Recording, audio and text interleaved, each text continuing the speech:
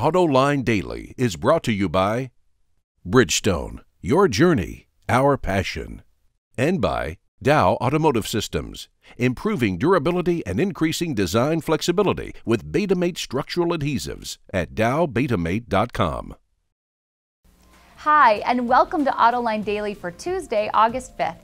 I'm Barbara Banier, filling in for John once again while he covers the annual Center for Automotive Research Conference. Make sure to check out Autoline.tv for John's interviews with the executives who are attending that conference. But now, let's look at today's news. And we've got more quarterly profits to report. First up is Toyota, which posted better than expected earnings. The company sold 2.24 million vehicles last quarter, which is up slightly from a year ago. Its total revenue hit $62 billion, a gain of 2%, and its operating profit was up over 4%, hitting $6.8 billion. Its net income was up over 4% as well, reaching $5.7 billion. Toyota's strong quarter was due in part to strong sales in North America, cost cuts, and favorable currency exchange rates. BMW also posted its earnings for the last quarter, and the results are impressive. The German automaker sold over 530,000 cars in the second quarter, which is up 5% from a year ago. That helped push its total revenue to $26 billion, a gain of 2%. Its earnings before interest and taxes jumped 26% to $3.4 billion, and the company's net profit hit $2.4 billion, a gain of 27%. Last week, we showed you a couple of sketches of the all-new Kia Sorento, but that was just the outside. Now the automaker is showing off what the interior will look like. It appears that more of the controls have been integrated into the infotainment system, giving it a less busy look compared to the current model. Kia says it will have a larger cabin space and will use more soft-touch materials. The new Sorento will make its debut later this month in Korea. The amount of autonomous technology splashing onto the automotive scene has brought with it the fear of hackers controlling our vehicles. But most experts think the earliest we'll see a fully autonomous car on the road is 2020. So that has left some to wonder. How do today's vehicles hold up against hackers? According to a new study that focused on remotely hacking a vehicle from a distance, the most vulnerable are the 2014 Jeep Cherokee, 2014 Infiniti Q50, and 2015 Cadillac Escalade. That's because these vehicles have the most computerized features, with most, if not all of those features, communicating on the same network. This, for example, could allow a hacker access to the braking system through the radio. On the flip side of the coin, the least hackable vehicles are the current versions of the Dodge Viper, Audi A8, and Honda Accord. I'm sure the average consumer doesn't have to worry about their car being hacked, but a high-profile person may want to think twice about the vehicle they're buying. There's still hope, though. The researchers involved in the study have come up with a device that plugs into the diagnostic port, which can detect and prevent a hacker from gaining access to a vehicle's systems. Coming up next, a look at why Ford doesn't have plans to offer a mid-size truck in the U.S. Here's another great thing about the all-around performance of our Dueler tires.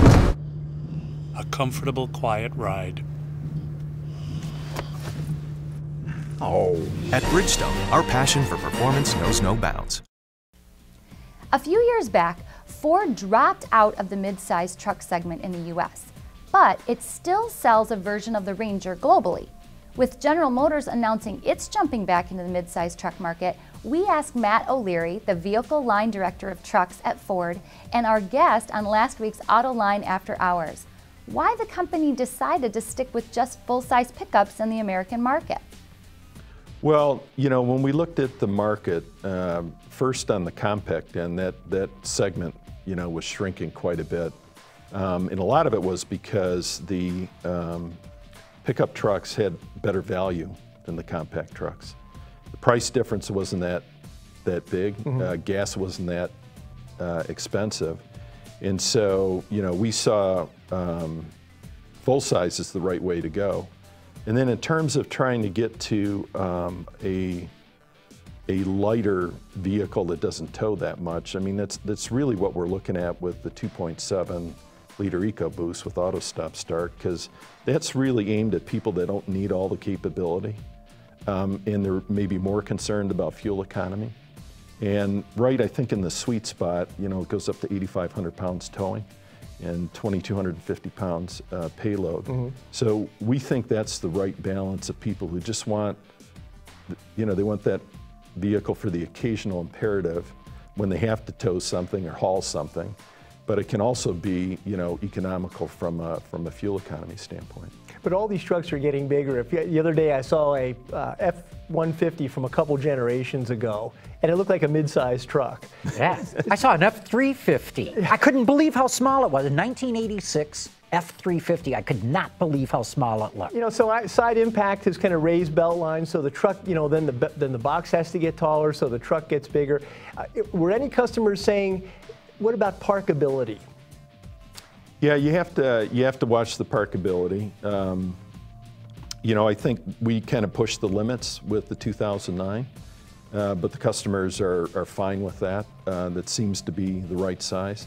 What they really want is, you know, the maximum flexibility between people carrying and cargo carrying. And so with that, you know, that longer crew cab, that's kind of the sweet spot for them because it gives them, you know, the best of both worlds. Especially with the flat load floor, right? So you can load anything in there that you want to. And, you know, we don't want to walk away from that. So we want to give the customer not a compromise, but, you know, kind of the and solution.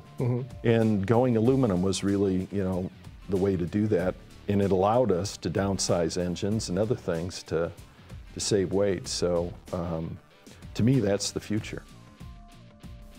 This is a great discussion about Ford and its trucks. So if you want to learn more, check out our website, autoline.tv, to watch the episode. Well, that's our show for today. I'm Barbara Banier. Autoline favorite Murray Feldman will be hosting the show tomorrow, and I'll see you again on Thursday. Have a great day.